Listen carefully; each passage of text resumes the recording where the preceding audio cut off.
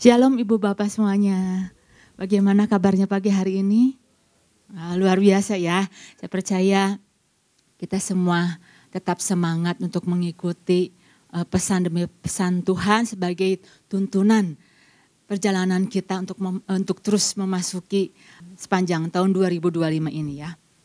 Ibu Bapak yang dikasihi oleh Tuhan, pesan Tuhan bagi kita di minggu ini adalah memahami kuasa Tuhan bekerja. Memahami kuasa Tuhan bekerja. Jadi kalau kita belajar dulu yang namanya memahami itu Ibu Bapak. Memahami itu apa gitu. Karena pentingnya kita itu harus punya pemahaman yang benar. Nah, definisi dari memahami itu adalah mengetahui tentang sesuatu atau mengerti benar tentang sesuatu sehingga dapat melihat dari berbagai sudut. Jadi kalau orang yang namanya memahami itu, kalau hanya melihatnya dari satu sudut aja berarti dia belum paham. Dia dapat melihat dari berbagai sudut, dari berbagai sisi. Kenapa ya kok dia berkata begitu? Kenapa ya kok dia bertindak seperti itu? Kenapa ya? Apa sih yang ada di dalam pikiran dia? Itu namanya memahami itu bukan perkara yang mudah Ibu Bapak. Tetapi tidak mudah bukan berarti kita tidak bisa memahami Tuhan. Kita bisa memahami Tuhan. Memang sebagai manusia kita punya sepertinya keterbatasan ya untuk tahu tentang keputusan-keputusan Tuhan. Tetapi lain hal Ibu Bapak. Paulus katakan bahwa dia itu bisa memahami bahkan pikiran Tuhan. 1 Korintus 2 ayat yang ke-16 dikatakan apa? Ini Rasul Paulus saya begitu tertarik gitu ya dengan pribadinya sampai dia berkata dengan percaya bahwa saya tuh memahami loh. 1 Korintus 2 ayat yang ke-16 dikatakan apa? Sebab siapakah yang mengetahui pikiran Tuhan sehingga ia dapat menasehati dia. Tetapi kami memiliki pikiran Kristus. Wow, ini Paulus tuh dahsyat sekali. Saya percaya kenapa sampai Paulus punya pernyataan seperti kami memiliki pikiran Kristus. Sampai dia punya pemahaman seperti ini. Saya percaya karena Rasul Paulus hanya punya satu keinginan. Yang ku kehendaki adalah mengenal dia. Nah dari pengenalan itulah dia akhirnya punya pemahaman tentang Kristus. Bahkan sampai kuasa kebangkitannya pun dia pengen tahu. Nah Ibu Bapak ini luar biasa. Jadi Rasul Paulus mengatakan bahwa dia punya pemahaman yang benar. Paulus ingin mengenal Tuhan lebih dalam lagi. Dan salah satu hal Ibu Bapak, kenapa seringkali terjadi kesalahpahaman di dalam kita mengenal seseorang kah? Di dalam kita mengenal Tuhan. Salah satu penyebabnya adalah kita enggak kenal dia. Kita tidak kenal pribadinya. Disebabkan karena apa? Kita tidak mengenal karena komunikasi yang tidak terbangun. Komunikasinya itu buruk Ibu Bapak. Jadi seringkali salah paham. Sama ketika saya tidak menjalin komunikasi yang baik dengan pasangan, maka yang terjadi salah paham. Ribut. Maksud saya ini, tetapi kok dia nangkapnya kok lain. Karena komunikasi tidak dibangun dengan baik. Ada kesalahpahaman. Maksud saya maunya berbuat baik kok nangkapnya dia itu kok ada niat terselubung. Nah itu ada kesalahpahaman.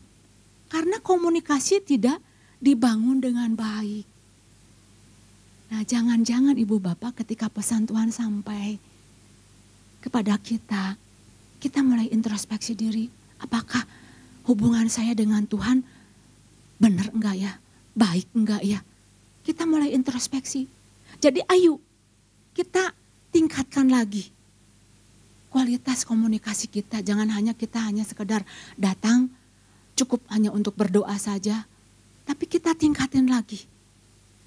Ayo sama-sama, saya juga belajar untuk meningkatkan kualitas dari komunikasi dengan Tuhan. Untuk belajar, Tuhan, saya pengen paham, saya pengen tahu lebih dalam lagi.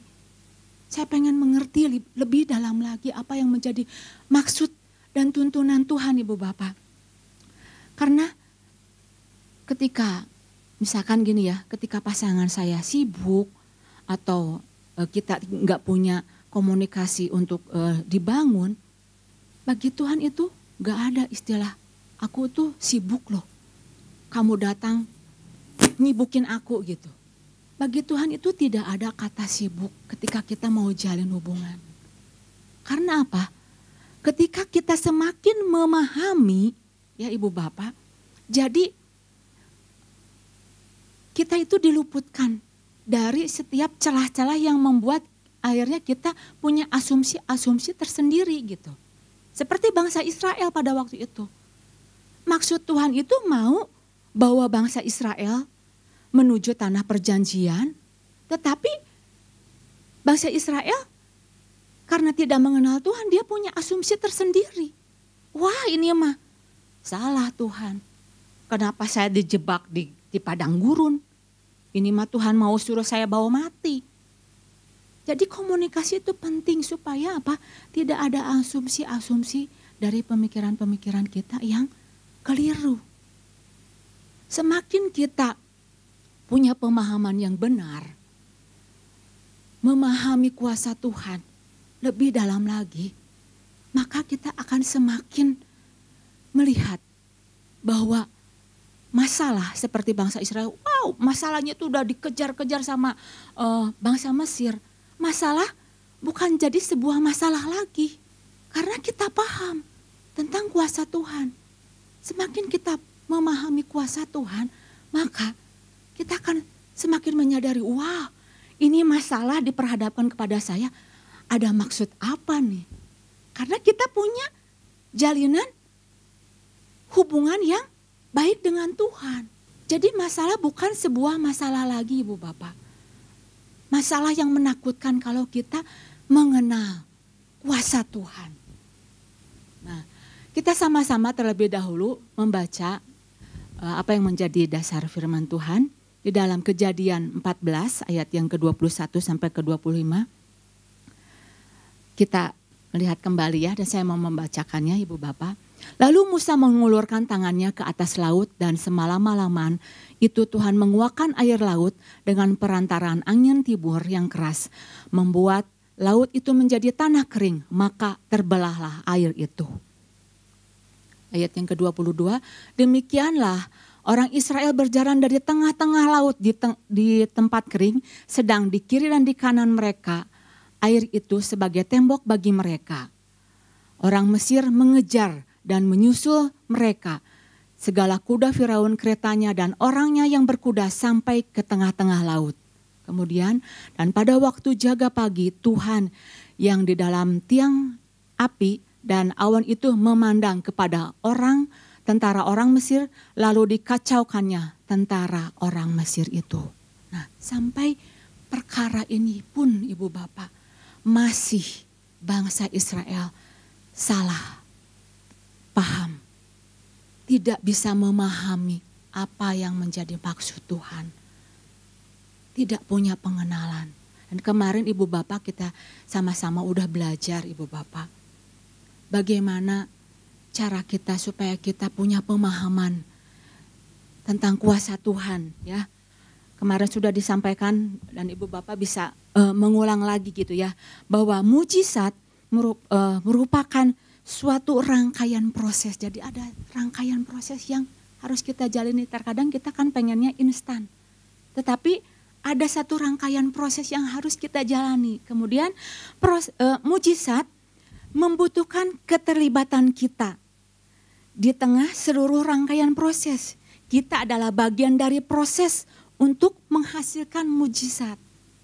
John C. Maxwell berkata bahwa tanpa Tuhan kita tidak mampu.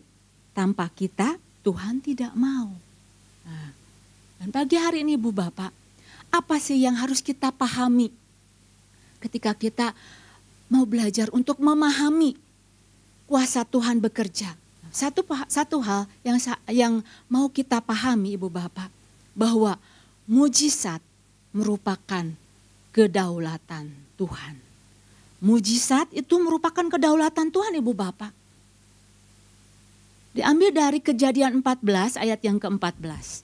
Dikatakan apa? Perkataan ini ada perkataan-perkataan, ada ayat-ayat sebelumnya ya. Tetapi poin ini yang menjadi dasarnya gitu ya. Tuhan akan berperang untuk kamu dan kamu akan diam saja. Nah Ibu Bapak, ini sebuah peristiwa gitu Ibu Bapak, ketika bangsa Israel itu kan keluar dari Mesir, akhirnya mereka berjalan mau menuju tanah perjanjian gitu ya. Dan Tuhan menyatakan kuasanya, menyatakan perlindungannya lewat yang awan, lewat yang api gitu ya pada malam hari. Tetapi enggak lama kemudian Firaun itu menyesal. Kenapa kok bangsa Israel dibiarin begitu aja gitu ya. Aku mau kejar gitu.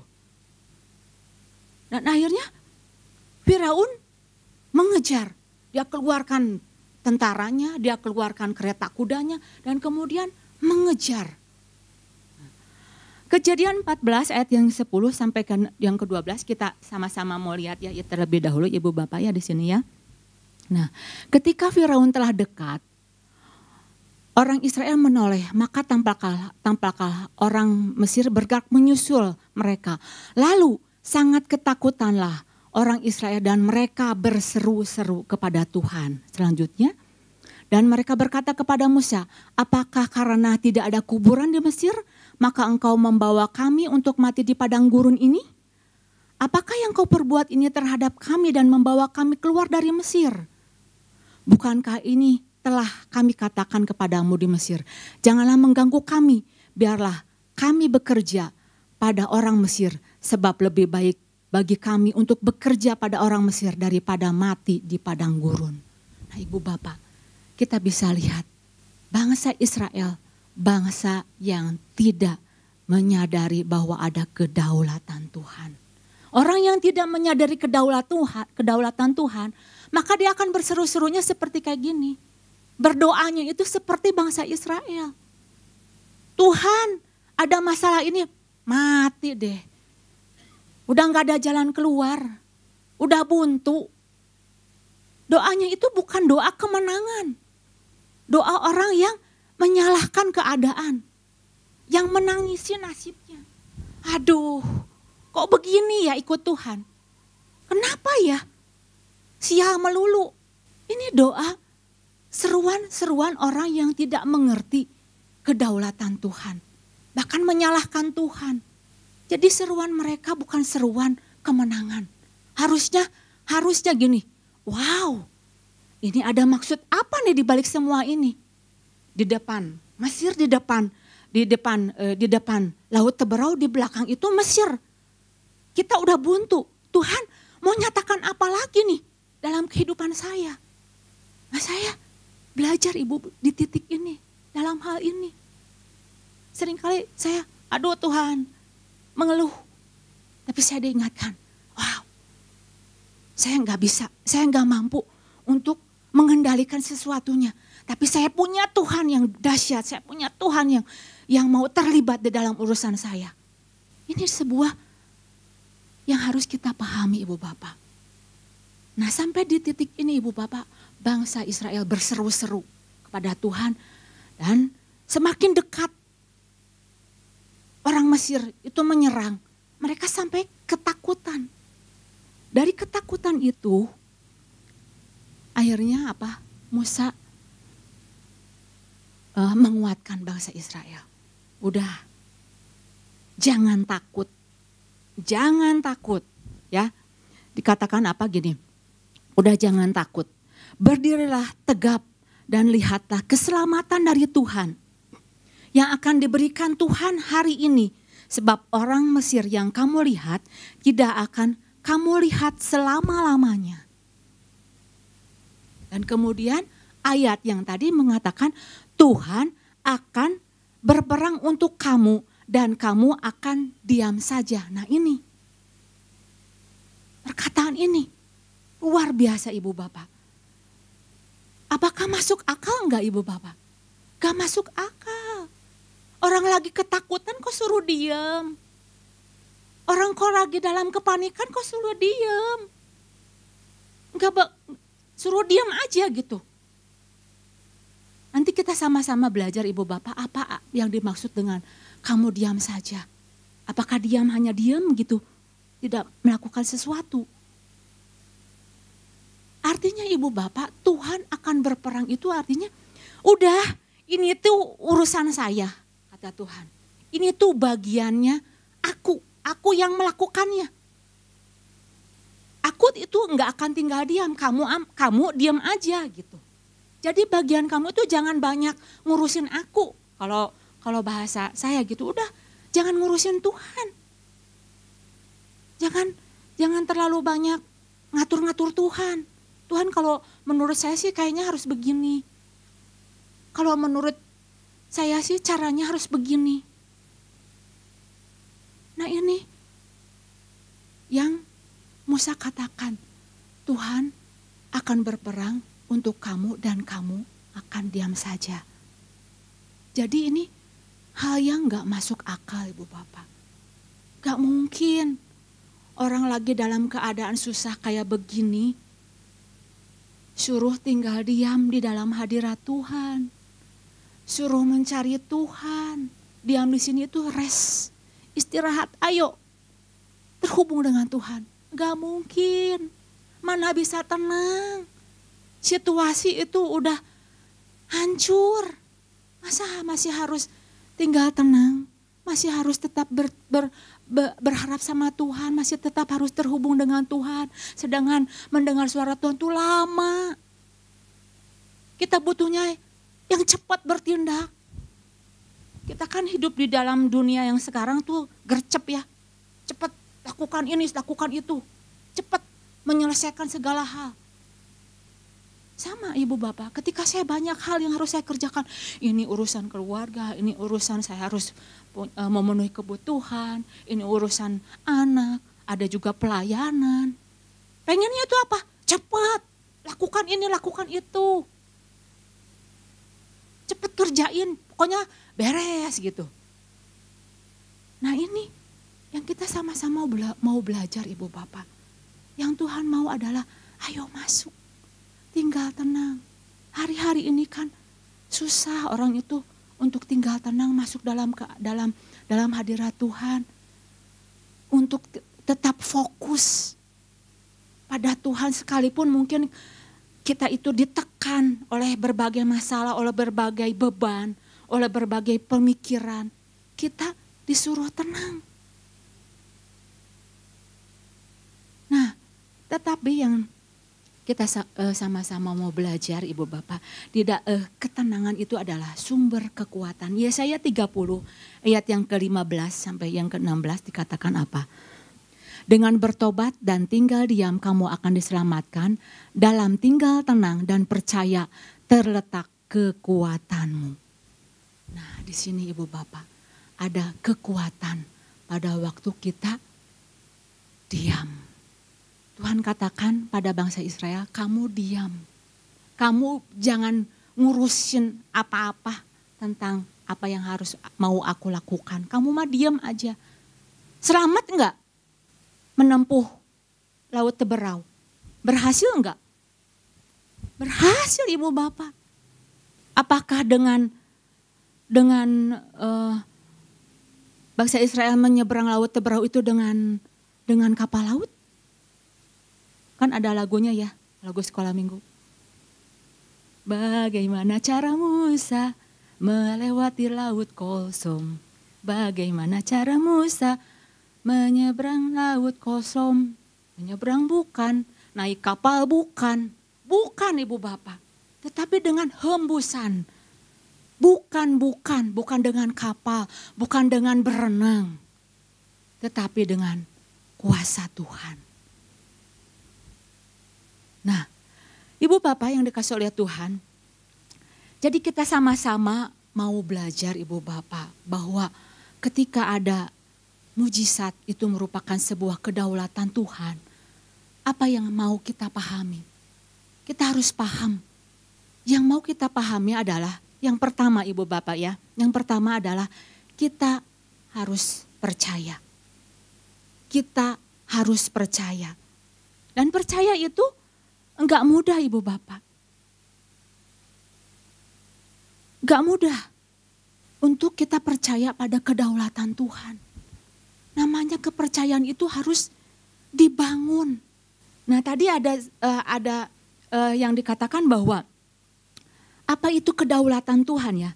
Kedaulatan Tuhan itu berarti bahwa Tuhan memiliki kendali penuh atas segala sesuatu di langit dan di bumi. Ada kekuasaan tertinggi yang dimiliki oleh Tuhan dan Tuhan memegang kendali. Tidak dapat dihalangi oleh siapapun. Kuasanya tidak dapat diturunkan oleh kekuasaan lain. Wah, saya membayangkan Ibu Bapak ya. Di dalam Kejadian 14 itu bagaimana ketika Musa Ibu Bapak melihat laut Teberau dan mengangkat tongkatnya Ibu Bapak. Tongkat itu diarahkan kepada laut Teberau dan laut itu terbelah. Bangsa Israel itu bisa melewati tanah yang kering. Yang tadinya laut itu banyak airnya. Itu kalau saya mau katakan nih sambil tongkat itu diulurkan gitu ya ke laut Teberau. Artinya itu apa Ibu Bapak? Tuhan katakan, apa sih yang gak bisa aku lakukan? Apa sih yang gak mungkin aku lakukan? Gak ada kekuasaan yang lain yang lebih besar daripada aku. Nah itu yang namanya Tuhan punya kedaulatan. Makanya kita harus bangun kepercayaan kita. Saya bisa membayangkan, waduh benar. Bangsa Israel mungkin melihat dengan begitu dahsyatnya kehebatan kuasa Tuhan. Melihat bagaimana kuasa Tuhan dinyatakan bahwa gak ada yang lain. Bangsa dewa orang Mesir pun gak sanggup. Tuhan nyatakan nih aku punya kuasa yang sangat besar.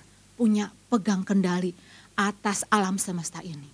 Nah kita harus paham dan kita untuk memahaminya kita bangun kepercayaan diri kita. Apakah mudah? Tidak mudah Ibu Bapak. Untuk bangun kepercayaan.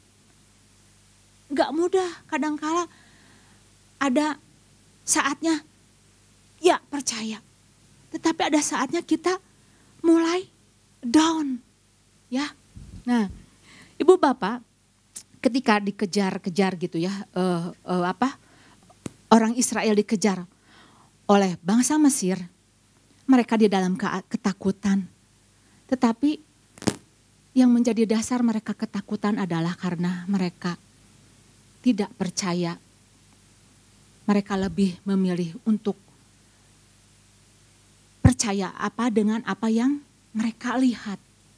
Melihat dengan mata jasmani mereka. Sedangkan yang namanya percaya itu Ibu Bapak ya, dikatakan bahwa kita itu di dalam 2 Korintus 5 ayat yang ke-7 dikatakan apa? Karena hidup kami adalah hidup karena percaya, bukan karena melihat. Ini bukan jadi sebuah acuan ya Ibu Bapak. Melihat di sini ada artinya itu melihat dengan mata jasmani. Bukan jadi sebuah acuan. Jadi kalau misalkan begini Ibu Bapak, hidup kita hidup karena percaya itu ada sebuah iman yang harus kita bangun. Ada sesuatu yang harus kita kejar. Begini, ketika misalkan seorang pembuat produk gitu ya, pembuat produk sesuatu nih, katakanlah sebuah produk kecantikan gitu ya. Dia kan harus meyakinkan nih bahwa produk saya itu bagus gitu ya. Sehingga si konsumen mau untuk beli, untuk memakainya. Maka si produsen akan berusaha untuk membuat produknya itu menarik dengan dia membuat iklan-iklan. Dikirimkanlah, mungkin dibuatlah iklan dari artis-artis yang cantik. Nih produk aku tuh bagus loh, bisa menghilangkan kerut-kerut atau membuat wajah kamu glowing.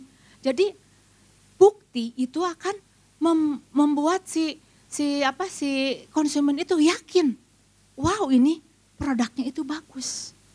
Bangsa Israel ketika ngelihat nih, udah banyak tulah yang dilakukan pada Tuhan, dilakukan Tuhan kepada bangsa Mesir, masih tetap saja harus dibangun kepercayaan dianya. Harus dibangun sampai akhirnya apa? Tuhan nyatakan nih, dengan mengeraskan hati orang Mesir. Nih, dengan mengeraskan hati, apakah kamu masih melihat enggak bahwa aku itu ada bukti loh, punya kuasa. Aku tuh punya bukti loh untuk menyatakan kehebatan kuasaku. Jadi Ibu Bapak, kita artinya itu kita enggak sekedar cukup untuk percaya aja. Percaya, ya udah Tuhan, aku percaya. Tidak melakukan sesuatu gitu. Tuhan, aku percaya Tuhan bisa deh menyelesaikan masalah ini. Masalah hutang-hutang saya bisa beres dengan saya cukup percaya saja. Oh enggak, yang namanya percaya itu Ibu Bapak, iblis pun percaya kalau Tuhan punya kuasa. Tapi yang Tuhan inginkan adalah ketika kita mau punya kekuatan untuk kita tetap percaya, yang kita harus lakukan adalah ayo jalin kembali keterhubungan kita. Karena pada saat kita menjalin keterhubungan kita, maka disitulah sumber kekuatan kita. Pada waktu kita jalin kebimbangan, kita akan dikuatkan. Tuhan akan menyatakan sesuatu di dalam kehidupan kita Ibu Bapak. Pada waktu kita terhubung. Nah, ada sebuah pernyataan gitu Ibu Bapak dikatakan di sini ya. Loren Cunningham mengatakan bahwa iman hanya bekerja jika tidak memiliki sumber lain kecuali Tuhan. Ya. Artinya Ibu Bapak, biarlah hanya Tuhan saja yang menjadi satu-satunya sumber percaya kita, bukan yang lain. Ketika kita sampai pada sebuah pemahaman ini, maka percaya kita tidak lagi berdasar dengan apa yang kita lihat. Tidak berdasar dengan apa yang terjadi, permasalahan di dalam kehidupan kita. Tetapi kita mulai bersandar, Tuhan, ini saya percaya bahwa Engkau satu-satunya yang sanggup menolong kehidupan saya. Engkau satu-satunya kuasa yang tidak dapat digantikan oleh kuasa yang lain. Hanya Engkau satu-satunya sumber pengharapan aku. Nah, itu yang namanya kita mau bangun. Percaya, waktu kita menyadari bahwa ada sebuah kedaulatan Tuhan. Satu hal, kita harus percaya. Dan yang kedua, ya, yang kedua adalah kita diam saja. Ya, diam saja di dalam Keluaran 14 ayat yang ke-13 tadi ya dikatakan. Janganlah kamu takut, berdirilah tetap dan lihatlah keselamatan dari Tuhan, ayat yang ke-14. Ya, Tuhan akan berperang dan kamu diam saja. Diam artinya di sini Ibu Bapak, posisi di mana sudah kita tidak punya kekuatan apa-apa lagi.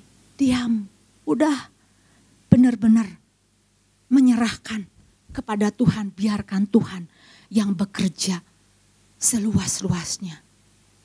Membiarkan Tuhan bertindak dengan caranya Tuhan.